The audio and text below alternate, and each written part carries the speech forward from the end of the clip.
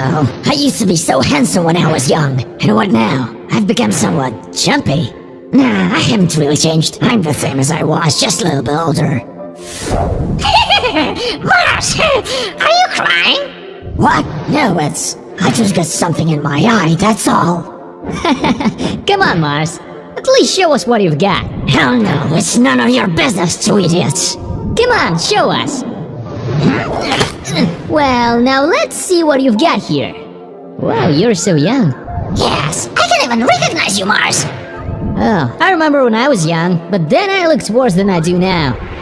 I was also really ugly when I was young. I used to be some kind of fiery ball, something absolutely different from what I am now. I was born in a very strange way, at least according to hypotheses that exist. I was formed from dust, dirt, and spherical masses of gas that appeared after the sun was born. This is according to the theory of the Big Bang. It means I wouldn't exist if there was no sun. That's it, but there are people living on me who think that I am a huge molecule, almost like a new element on the Mendeleev table.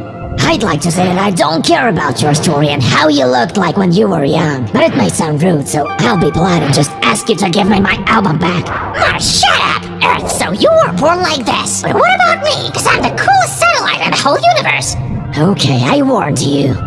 You're a piece of me. According to the hypothesis, you're a planet that crashed into me. You're a mixture of this planet and me. So you were born thanks to me, just as I was born thanks to the sun. Oh crap, I thought the story of my birth was a little bit more interesting. Dear planets and moon, I told you to leave me alone peacefully. Well, now screw you. Give me my album and get the hell out of here.